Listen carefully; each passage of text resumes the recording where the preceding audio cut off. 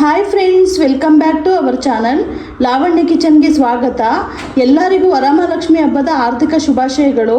So ಇವತ್ತಿನ ವಿಶೇಷವಾಗಿ ನಾನು ನೋಡಿ ಬೇಳೆ ಹೋಳಿಗೆ ಮಾಡಿದ್ದೀನಿ. ತುಂಬಾ ಚೆನ್ನಾಗಿ ಬಂದಿದೆ. ಸೊ ಹಬ್ಬ ಅಂತ ಹೇಳಿದರೆ ಹೋಳಿಗೆ ಇಲ್ಲ ಅಂತ ಹೇಳಿದರೆ ಅದು ಹಬ್ಬ ಪೂರ್ಣ ಆಗಲ್ಲ. ಸೊ ಇವತ್ತಿನ ವಿಡಿಯೋದಲ್ಲಿ ಇದನ್ನು ಯಾವ ಥರ ಮಾಡೋದು ಅಂತ ನಿಮಗೆಲ್ಲ ತೋರಿಸ್ಕೊಡ್ತೀನಿ. ಸೊ ಅದಕ್ಕೂ ಮೊದಲು ಯಾರು ಹೊಸ್ದಾಗಿ ನನ್ನ ಚಾನಲ್ ನೋಡ್ತಾ ಇದ್ದೀರಾ ದಯವಿಟ್ಟು ಸಬ್ಸ್ಕ್ರೈಬ್ ಮಾಡ್ಕೊಳ್ಳಿ.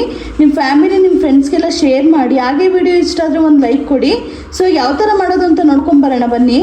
ಮೊದಲಿಗೆ ನಾವು ಒಬ್ಬಟ್ಟು ಮಾಡ್ಕೊಳ್ಳೋಕ್ಕೆ ಹಿಟ್ಟು ರೆಡಿ ಮಾಡ್ಕೋಬೇಕು. ಸೊ ಅದಕ್ಕೆ ನಾನು ಅರ್ಧ ಕೆಜಿಯಷ್ಟು ಮೈದಾ ತೊಗೊಂಡಿದ್ದೀನಿ. ಇದಕ್ಕೆ ಸ್ವಲ್ಪ ಅರಿಶಿನ ಪುಡಿ ಹಾಕೊಳ್ಳೋಣ. ಸ್ವಲ್ಪ ಒಂದು ಚಿಟಿಕೆ ಹಾಕೊಂಡ್ರೆ ಸಾಕು. ಅದೇ ಇದಕ್ಕೆ ಸ್ವಲ್ಪ ಉಪ್ಪು ಬೇಕು ಅಂದರೆ ಹಾಕೋಬೋದು. ನಮ್ಮ ಸೈಡೆಲ್ಲ ಸ್ವಲ್ಪ ಹಾಕೋತೀವಿ. ಸೊ ಹಾಕ್ಕೊಂಡು ನೀಟಾಗಿ ಒಂದ್ಸರಿ ಫಸ್ಟ್ ಕಲಿಸ್ಕೊಳ್ಳೋಣ. ಈ ಥರ ನಾನು ಅರಿಶಿನ ಪುಡಿ ಸ್ವಲ್ಪ ಉಪ್ಪೆಲ್ಲ ಹಾಕಿ ನೀಟಾಗಿ ಮಿಕ್ಸ್ ಮಾಡಿದ್ದೀನಿ. ಇದಕ್ಕೆ ಸ್ವಲ್ಪನೇ ನೀರು ಹಾಕ್ಕೊಂಡು ಸ್ವಲ್ಪ ತೆಳುವಾಗೇ ಕಲಿಸ್ಕೊಳ್ಳೋಣ. ಚಪಾತಿ ಹಿಟ್ಟಿಗಿನ ಸ್ವಲ್ಪ ತೆಳುನೇ ಇರಬೇಕು ಒಬ್ಬಟ್ಟಿನ ಹಿಟ್ಟು. ಸೊ ಎಲ್ಲ ನೀಟಾಗಿ ಕಲಿಸ್ಕೊಳ್ಳೋಣ. ನೋಡಿ ಹಿಟ್ಟನ್ನ ಇಷ್ಟು ಸ್ಮೂತಾಗಿ ರೆಡಿ ಮಾಡಿ ಇಟ್ಕೊಂಡಿದ್ದೀನಿ. ಇದಕ್ಕೀಗ ಒಂದು 2-3 ಸ್ಪೂನ್ ಎಣ್ಣೆ ಹಾಕ್ಕೊಂಡು ನೀಟಾಗಿ ಕಲಸೋಣ. ಜಸ್ಟ್ ಒಂದು 2-3 ಸ್ಪೂನ್ ಹಾಕೋರು ಸಾಕು. ಹಾಕ್ಕೊಂಡು ನೀಟಾಗಿ ಎಲ್ಲ ಹಿಡಿಯೋ ಥರ ಕಲಿಸ್ಕೊಳಕ್ಕಾಗುತ್ತೆ. ನೋಡಿ ಎಣ್ಣೆ ಹಾಕ್ಕೊಂಡು ನೀಟಾಗಿ ಈ ಥರ ಒಂದು 2 ನಿಮಿಷ ಕಲಿಸ್ಕೋಬೇಕು. ಸೊ ಹಿಟ್ಟು ನೀಟಾಗಿ ಸಾಫ್ಟ್ ಆಗಬೇಕಿದು. ಸೊ ಹಿಂಗೆ ಕಲಿಸಿದ ನಂತರ ಇದನ್ನು ಒಂದು 3/4 ಗಂಟೆಯಿಂದ 1 ಅವರ್ ಇಡಬೇಕಾಗುತ್ತೆ. ಹಿಂಗೆ ಇಡೋದ್ರಿಂದ ಹಿಟ್ಟು ತುಂಬಾ ಇನ್ನೂ ಸಾಫ್ಟಾಗಿ ಬರುತ್ತೆ. ಸೊ ಇದನ್ನ ಇವಾಗ 1 ಅವರ್ ನಾನು ಇಡ್ತೀನಿ ಪ್ಲೇಟ್ ಮುಚ್ಚಿಬಿಟ್ಟು. ಸೊ ನೋಡಿ 1 ಅವರ್ ಕಲಿಸಿಟ್ಟಿದ್ದೆ, ಸಾಫ್ಟಾಗಿ ಆಗಿದೆ. ನೋಡಿ ಇಷ್ಟು ಸಾಫ್ಟ್ ಬಂದರೆ ಸಾಕು, ಇದು ರೆಡಿ ಆಗಿದೆ. ಇವು ನಮಗೆ ಎಷ್ಟು ದಪ್ಪ ಬೇಕು ಉಂಡೆಗಳು ಅಷ್ಟು ದಪ್ಪ ಎಲ್ಲ ಒಂದೇ ಲೆವೆಲ್ಗೆ ಮಾಡಿ ಇಟ್ಕೊಳ್ಳೋಣ. ಸ್ವಲ್ಪ ನಾನು ಸಣ್ಣನೇ ತೊಗೋತೀನಿ, ತೀರಾ ದಪ್ಪ ತೊಗೊಳ್ಳಲ್ಲ ಇದನ್ನು. ನೋಡಿ ಎಲ್ಲನೂ ಈ ಥರ ಒಂದೇ ಲೆವೆಲ್ಗೆ ರೆಡಿ ಮಾಡಿ ಇಟ್ಕೋತೀನಿ. ಈಗ ನೋಡಿ ನಾವು ಮೈದಾನ ಕಲಸಿ ರೆಡಿ ಮಾಡಿ ಇಟ್ಕೊಂಡಿದ್ವಲ್ಲ ಅದನ್ನೆಲ್ಲ ನಾನು ಉಂಡೆ ಮಾಡಿ ಇಟ್ಕೊಂಡಿದ್ದೀನಿ. ಸೊ ಉಂಡೆ ಎಲ್ಲ ಇದೇ ಥರ ಒಂದೇ ಲೆವೆಲಿಗೆ ರೆಡಿ ಮಾಡಿ ಇಟ್ಕೊಂಡಿದ್ದೀನಿ. ತುಂಬ ನೋಡಿ ಸಾಫ್ಟಾಗಿ ಬಂದಿದೆ.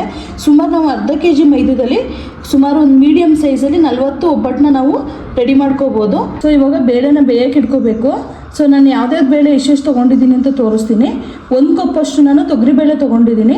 ಒಂದು 3/4 ಕಪ್ಪಷ್ಟು ನಾನು ಕಡಲೆಬೇಳೆ ತೊಗೊಂಡಿದ್ದೀನಿ. ಸೊ ಇದನ್ನ ಇವಾಗ ಒಂದು ಪಾತ್ರೆಗೆ ಹಾಕ್ಬಿಟ್ಟು ಬೇಯಕ್ಕೆ ಇಟ್ಕೊಳ್ಳೋಣ. ನೋಡಿ ನಾನು ಸ್ಟೀಲಿಂದ ತೊಗೊಂಡಿದ್ದೀನಿ, ಬೇಕು ಅಂದರೆ ಕುಕ್ಕರಲ್ಲೂ ಸಹ ಮಾಡ್ಕೋಬೋದು.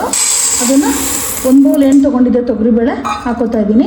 ಅದೇ ಇದಕ್ಕೆ 3/4 ಬೌಲಷ್ಟು ಕಡಲೆಬೇಳೆ ತೊಗೊಂಡಿದ್ದೇನ ಅದನ್ನು ಕೂಡ ಸೇರಿಸ್ಕೊತಾ ಇದ್ದೀನಿ. ಸೊ ಅದಕ್ಕೆ ನಾವು ರಸ ಬೇಕು ನಿಮಗೆ ಅಂತ ಹೇಳಿದ್ರೆ ಸ್ವಲ್ಪ ಜಾಸ್ತಿ ರಸನೇ ಆ್ಯಡ್ ಮಾಡ್ಕೋಬೋದು ನೀರನ್ನ. ಸೊ ನನಗೆ ರಸ ಬೇಕು ಅನ್ನೋದ್ರಿಂದ ಸ್ವಲ್ಪ ನೀರನ್ನ ಸ್ವಲ್ಪ ಜಾಸ್ತಿನೇ ಆ್ಯಡ್ ಮಾಡ್ಕೋತಾ ಇದ್ದೀನಿ. ಸೊ ಇದನ್ನ ಒಂದ್ಸರಿ ಮಿಕ್ಸ್ ಮಾಡ್ಕೊಬಿಟ್ಟು ನಾನು ನೀರನ್ನ ಹಾಕಿದ್ಮೇಲೆ ಕೈಯಾಡಿ ಇಟ್ಕೊಂಡಿದ್ದೀನಿ. ನಿಮಗೆ ಬೇಕು ಅಂತ ಹೇಳಿದರೆ ಕುಕ್ಕರಲ್ಲೂ ಕೂಡ ಬೇಯಿಸ್ಕೋಬೋದು. ಕುಕ್ಕರಲ್ಲಾದರೆ ಒಂದು 2 ವಿಷಲ್ ಹಾಕ್ಸ್ಕೊಳ್ಳಿ. ನಾನು ತುಂಬ ಬೇಳೆ ಎಲ್ಲ ಕದ್ಲೋಗುತ್ತೆ ಅನ್ನೋಕ್ಕೋಸ್ಕರ ನಾನು ಪಾತ್ರೆಲ್ಲೇ ಯಾವಾಗಲೂ ಬೇಯಿಸಿಟ್ಕೊಳ್ಳೋದು. ಸೊ ಇದನ್ನ ಇವಾಗ ಒಂದು ಅರ್ಧ ಗಂಟೆ ಬೇಯಕ್ಕೆ ಬಿಡೋಣ. ತೊಗರಿಬೇಳೆ ಮತ್ತು ಕಡಲೆಬೇಳೆನ ಮಿಕ್ಸ್ ಮಾಡಿ ಬೇಯಿಸಿ ರೆಡಿ ಮಾಡಿ ಇಟ್ಕೊಂಡಿದ್ದೀನಿ. ಮತ್ತು ಅದೇ ಇದಕ್ಕೆ 1 ತೆಂಗಿನಕಾಯಿನ ತುರಿದು ಇಟ್ಕೊಂಡಿದ್ದೀನಿ. ಮತ್ತು ಅದೇ ಇದಕ್ಕೆ ಒಂದು 4 ಅಚ್ಚಷ್ಟು ಬಿಳಿ ಬೆಲ್ಲನ ಪುಡಿ ಮಾಡಿ ಇಟ್ಕೊಂಡಿದ್ದೀನಿ. ಮತ್ತು ಒಂದು 10 ಪೀಸಷ್ಟು ಏಲಕ್ಕಿನ ಸಿಪ್ಪೆ ಎಲ್ಲ ತೆಗೆದು ಪುಡಿ ಮಾಡಿ ಇಟ್ಕೊಂಡಿದ್ದೀನಿ. ಇಷ್ಟು ಹೂರ್ಣ ಮಾಡೋಕ್ಕೆ ಬೇಕಾಗಿರೋ ಇಂಗ್ರೀಡಿಯೆಂಟ್ಸು. ಸೊ ಈಗ ಯಾವ ಥರ ಮಾಡೋದು ಅಂತ ತೋರಿಸ್ಕೊಡ್ತೀನಿ ಬನ್ನಿ. ನೋಡಿ ಸಣ್ಣದು ಮಿಕ್ಸಿ ಜಾರಿಗೆ ತೆಂಗಿನಕಾಯಿ ತುರಿ ಮತ್ತು ಸ್ವಲ್ಪ ಕಡಲೆ ಸ್ವಲ್ಪ ಏಲಕ್ಕಿನ ಹಾಕಿ ರುಬ್ಕೋತಾ ಇದ್ದೀನಿ. ಇದನ್ನು ಸ್ವಲ್ಪ ಮೀಡಿಯಮಾಗಿ ರುಬ್ಕೊಳ್ಳೋಣ. ಈ ಥರ ಇಷ್ಟು ಪುಡಿ ಮಾಡಿ ಇಟ್ಕೊಂಡಿದ್ದೀನಿ. ನೋಡಿ ಕಾಯಿನ ರುಬ್ಕೊಂಡ್ವಲ್ಲ ಅದೇ ಜಾರಿಗೆ ಇವಾಗ ಬೇಯಿಸಿಟ್ಕೊಂಡಿದ್ವಲ್ಲ ಕಡಲೆಬೇಳೆ ತೊಗರಿಬೇಳೆ ಅದು ಸ್ವಲ್ಪ ಬಿಳಿ ಬೆಲ್ಲ ಮತ್ತು ರುಬ್ಬಿಟ್ಕೊಂಡಿದ್ವಲ್ಲ ತೆಂಗಿನಕಾಯಿ ತುರಿದು ಅದನ್ನು ಹಾಕೊಂಡು ನೀಟಾಗಿ ಈಗ ಸ್ವಲ್ಪ ಸಣ್ಣಕ್ಕೆ ಆಡಿಸ್ಕೊಳ್ಳೋಣ. ಇದನ್ನು ನೋಡಿ ನಾನು ಹೂರ್ಣನ ಎಲ್ಲನೂ ರುಬ್ಬಿ ರೆಡಿ ಮಾಡಿ ಇಟ್ಕೊಂಡಿದ್ದೀನಿ. ಇವಾಗ ಉಂಡೆ ಮಾಡ್ಕೊಳ್ಳೋಣ. ಸೊ ನಾವು ಮೈದಾ ಎಷ್ಟು ದಪ್ಪ ಮಾಡ್ಕೊಂಡಿದ್ದೀವಿ ನೋಡಿ ಅದ್ರ ಮೇಲೆ ಡಿಪೆಂಡ್ ಮಾಡ್ಕೊಂಡು ಮಾಡ್ಕೋಬೇಕಾಗುತ್ತೆ. ಸೊ ಮೈದಾಗಿನ್ನ ಇದು ಸ್ವಲ್ಪ ದಪ್ಪ ಇರಬೇಕು ಉಂಡೆ, ಅವಾಗ ಚೆನ್ನಾಗಿ ಬರುತ್ತೆ ಹೋಳಿಗೆ ಅಂತೂ. ನೋಡಿ ಎಲ್ಲನೂ ನಾನು ಇಷ್ಟು ದಪ್ಪಕ್ಕೆ ಉಂಡೆ ಮಾಡಿ ಇಟ್ಕೋತೀನಿ. ನೋಡಿ ನಾನು ಎರಡನ್ನೂ ಈ ಥರ ಉಂಡೆ ಮಾಡಿ ರೆಡಿ ಮಾಡಿ ಇಟ್ಕೊಂಡಿದ್ದೀನಿ. ಸೊ ಮೈದಾದು ಉಂಡೆ ಬರುತ್ತಲ್ಲ ಇದು ಸ್ವಲ್ಪ ಸಣ್ಣನೇ ಇರಬೇಕು ಮತ್ತು ಹೂರ್ಣ ಸ್ವಲ್ಪ ದಪ್ಪನೇ ಇರಬೇಕು, ಅವಾಗ ಚೆನ್ನಾಗಿ ಬರುತ್ತೆ ಒಬ್ಬಟ್ಟು. ಸೊ ಈಗ ಯಾವ ಥರ ತಟ್ಟೋದು ಅಂತ ತೋರಿಸ್ಕೊಡ್ತೀನಿ. ಮೊದಲಿಗೆ ನೋಡಿ ಒಂದು ಮೈದಾ ಉಂಡೆ ತೊಗೊಂಡು ಅದನ್ನ ಈ ಥರ ಸ್ವಲ್ಪ ಅಗಲ ಮಾಡ್ಕೋಬೇಕು. ಸ್ವಲ್ಪ ಆ ಥರ ಅಗಲ ಮಾಡ್ಕೊಂಡ ನಂತರ ಇದಕ್ಕೆ ಹೂರ್ಣ ಇದೆ ನೋಡಿ, ಹೂರ್ಣ ತೊಗೊಂಡು ಅದರೊಳಗಡೆ ಮಧ್ಯಭಾಗಕ್ಕೆ ಹಿಂಗೆ ಸೇರಿಸ್ಕೋಬೇಕಾಗುತ್ತೆ. ಸೇರಿಸ್ಕೊಂಡು ನೀಟಾಗಿ ಈ ಥರ ಫಿಲ್ ಮಾಡ್ಕೋಬೇಕು. ಸೊ ಎಲ್ಲನೂ ಸ್ವಲ್ಪನೂ ಕಾಣದಿರೋ ಥರ ಹೂರ್ಣ ಫಿಲ್ ಮಾಡ್ಕೋಬೇಕಾಗುತ್ತೆ. ಮಾಡ್ಕೊಂಡು ನೋಡಿ ಈ ಥರ ನೀಟಾಗಿ ಉಂಡೆ ಮಾಡ್ಕೊಳ್ಳೋಣ. ನೀಟಾಗಿ ಒಂದು ಲೆವೆಲಿಗೆ ಥರ ರೌಂಡಕ್ಕೆ. ಸೊ ಮಾಡ್ಕೊಂಡು ನೋಡಿ ರೆಡಿ ಆಗಿದೆ. ಇದು ನೀವು ತಟ್ಟೋದು ಯಾವ ಥರ ಅಂತ ತೋರಿಸ್ಕೊಡ್ತೀನಿ. ಸೊ ಮೊದಲಿಗೆ ಒಂದು ಸ್ವಲ್ಪ ನೋಡಿ ಈ ಥರ ಒಂದು ಕವರ್ ತೊಗೋಬೋದು.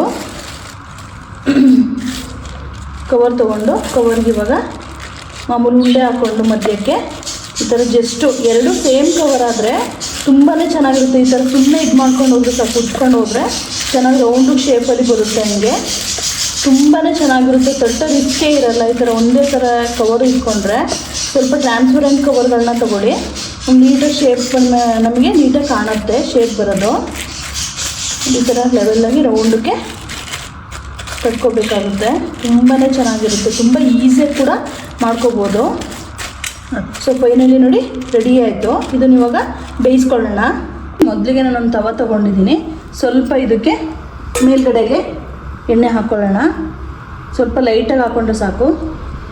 ಇವಾಗ ನೋಡಿ ಸ್ವಲ್ಪ ಬಿಸಿ ಆದ ನಂತರ ಇದಕ್ಕೆ ಹೋಳಿಗೆನ ಹಾಕ್ಕೊಳ್ಳೋಣ. ಸೊ ಹಾಕ್ಕೊಂಡು ಸ್ವಲ್ಪ ಕಮ್ಮಿ ಫ್ಲೇಮಲ್ಲೇ ನಾವು ಬೇಯಿಸ್ಕೋಬೇಕಾಗುತ್ತೆ ನೀಟಾಗಿ. ಇದು ಒಂದು ಸೈಡ್ ಬೆಂದ ನಂತರ ಇದಕ್ಕೆ ಮೇಲ್ಗಡೆಗೆ ಸ್ವಲ್ಪ ಮತ್ತೆ ಎಣ್ಣೆ ಹಾಕ್ಕೊಂಡು ನೀಟಾಗಿ ಮಗ್ಚಿ ಹಾಕ್ಕೊಳ್ಳೋಣ. ಸೊ ಮೇಲ್ಗಡೆ ಸೈಡು ನೀಟಾಗಿ ಬೇಯಿಸ್ಕೋಬೇಕಾಗುತ್ತೆ. ಸೊ ನಾವು ಕಮ್ಮಿ ಫ್ಲೇಮಲ್ಲಿ ಬೇಯಿಸ್ಕೊಂಡ್ರೆ ಚೆನ್ನಾಗಿರುತ್ತೆ, ತುಂಬ ಚೆನ್ನಾಗೂ ಬರುತ್ತೆ ಮತ್ತು ಒಳಗಡೆ ಎಲ್ಲ ನೀಟಾಗಿ ಬೇಯುತ್ತೆ. ಸೊ ಫೈನಲಿ ನೋಡಿ ಹೋಳಿಗೆ ಬೆಂದಿದೆ. ತೆಗೆದ್ಬಿಟ್ಟೀಗ ಪ್ಲೇಟ್ಗೆ ಹಾಕ್ಕೊತೀನಿ. ಇದನ್ನು ತುಂಬಾ ಚೆನ್ನಾಗಿರುತ್ತೆ, ನೀವು ಈಸಿಯಾಗಿ ಕೂಡ ಮನೇಲೆ ಮಾಡ್ಕೋಬೋದು. ಸೊ ಫೈನಲಿ ನೋಡಿ ಬೇಳೆ ಹೋಳಿಗೆ ರೆಡಿಯಾಗಿದೆ. ತುಂಬಾ ಈಸಿಯಾಗಿ ಮಾಡ್ಕೋಬೋದು. ಸೊ ಯಾವುದೇ ಹಬ್ಬ ಅಂತ ಹೇಳಿದ್ರು ಹೋಳಿಗೆ ಇಲ್ಲ ಅಂದರೆ ಅದು ಪರಿಪೂರ್ಣ ಆಗಲ್ಲ. ಸೊ ಇವತ್ತಿನ ವಿಡಿಯೋದಲ್ಲಿ ಹೋಳಿಗೆನ ಯಾವ ಥರ ಮಾಡೋದು ಅಂತ ನಿಮಗೆಲ್ಲ ತೋರಿಸ್ಕೊಟ್ಟಿದ್ದೀನಿ. ಸೊ ಇಷ್ಟ ಆಗಿದೆ ಅಂತ ಅಂದ್ಕೊಂಡಿದ್ದೀನಿ. ನೀವು ಕೂಡ ಮನೇಲಿ ಮಾಡ್ಕೊಂಡು ಹೇಗಿತ್ತಂತ ಹೇಳಿ ನನಗೆ ಕಮೆಂಟ್ ಮಾಡಿ ತಿಳಿಸಿ. ಇದೇ ಥರ ನನ್ನ ವಿಡಿಯೋ ವಾಚ್ ಮಾಡ್ತಾಯಿರಿ, ಒಳ್ಳೊಳ್ಳೆ ರೆಸಿಪೀಸ್ ಮಾಡಿ ಹಾಕ್ತೀನಿ. ಇಷ್ಟೊತ್ತು ನನ್ನ ವಿಡಿಯೋ ವಾಚ್ ಮಾಡಿದ್ದಕ್ಕೆ ಧನ್ಯವಾದಗಳು.